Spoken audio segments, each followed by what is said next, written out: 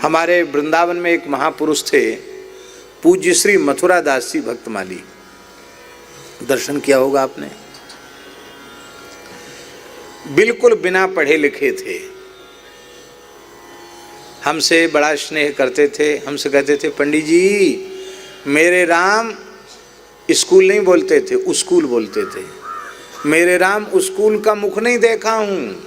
माने हम स्कूल में तो गए ही नहीं, एक अक्षर पढ़े लिखे नहीं थे, एक अक्षर। बचपन में साधु बन गए, पढ़े बिल्कुल नहीं, एक क्लास भी नहीं पढ़े थे। और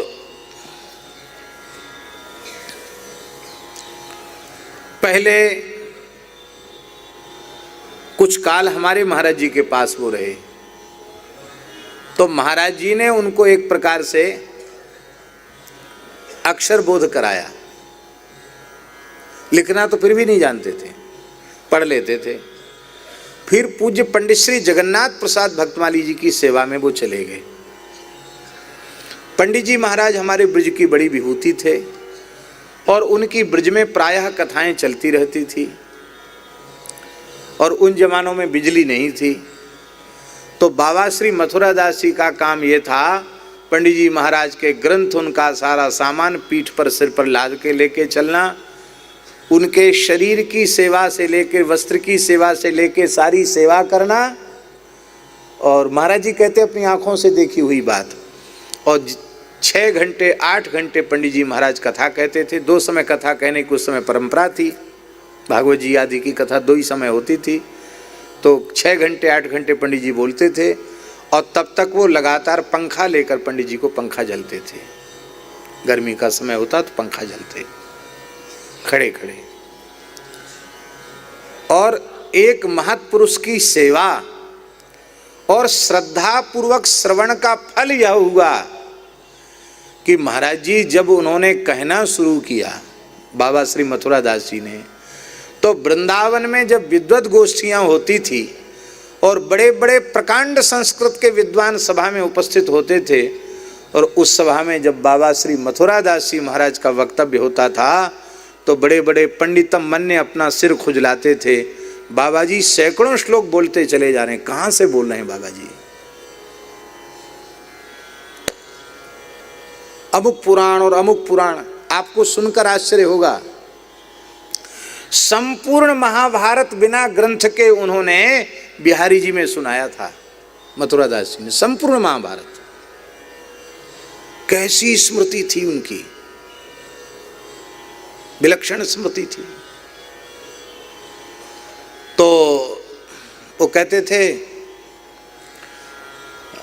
पंडित जी मेरे राम पढ़ा लिखा नहीं हूं, और सुन सुनकर जो मुझे स्मृति में आया है वही मैं बोलता हूं।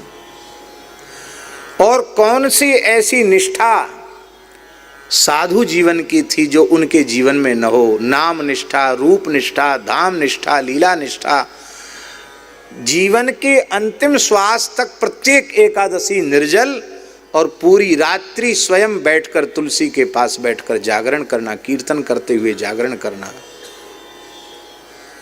वैष्णव धर्म की कौन सी ऐसी निष्ठा थी? नहीं थी जो पूज्य श्री मथुरा दास जी में परिपूर्ण रूप से प्रतिष्ठित न हो। ये किसका फल था? ये श्रवण का फल था। एक अक्षर पढ़े नहीं थे।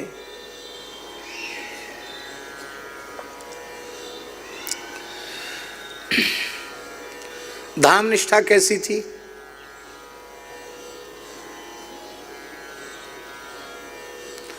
एक बार वो सोते सोते बड़ी जोर से रोए।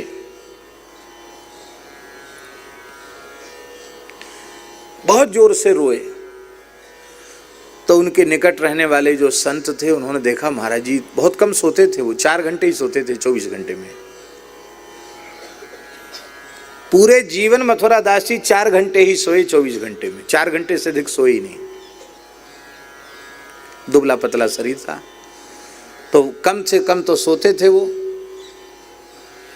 और उसमें भी आधी रात को बड़ी जोर से चिल्लाए वो, रोए, रोने की आवाज आई। तो उनके निकट रहने वाले सेवा में रहने वाले संत जग गए। उन्होंने देखा कि महाराज जी तो रो रहे हैं, कोई सपना देख रहे हैं, सपने में रो रहे हैं। तो उन्होंने जगा दिया, महाराज जी श्री सीताराम क्या हुआ क्या हुआ। तब उन्होंने कहा,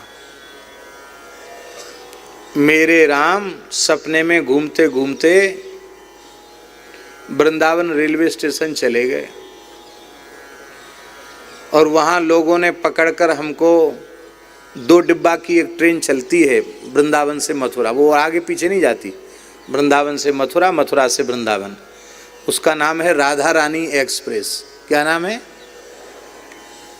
उसका? नाम राधा रानी एक्सप्रेस है। बहुत दिनों से चल रही है और बहुत सस्ता किराया है और प्रायः साधुओं की तो सबसे प्रिय ट्रेन है वो।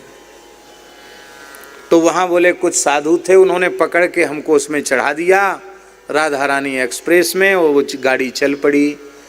तो हम वृंदावन छोड़कर मथुरा जा रहे हैं, इससे हमको बहुत जोर पीड़ा हुई। तो हम रोने लगे, चिल्लाने लगे कि हाय हाय, हम वृंदावन से बाहर क्यों जा रहे हैं। लो, वो तो गाड़ी ही मथुरा तक जाती, वहाँ से आगे जाती ही नहीं। मथुरा वृंदावन में कितनी दूरी है, पर उनका धाम के प्रति प्रेम, वृंदावन के प्रति प्रेम देखो कि सपने में राधा रानी एक्सप्रेस में बैठ गए तो रोने लग गए। भैया रोको गाड़ी, रोको, उतारो उतारो, हम वृंदावन नहीं छोड़ेंगे, हम वृंदावन नहीं छोड़ेंगे।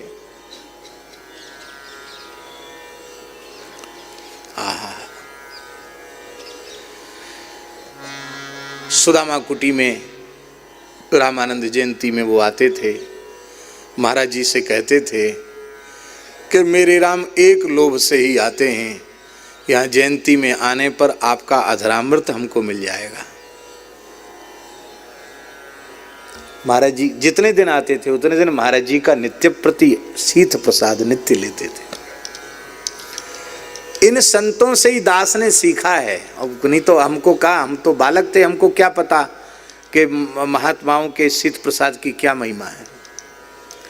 इन महापुरुषों के निकट रह करके इनकी एक क्रिया को देख करके अनुभव में आया है, कैसी श्रद्धा है इनमें। श्रुत्वाच गायंती, इतना सुनो कि सुन सुन करके गाने लग जाओ।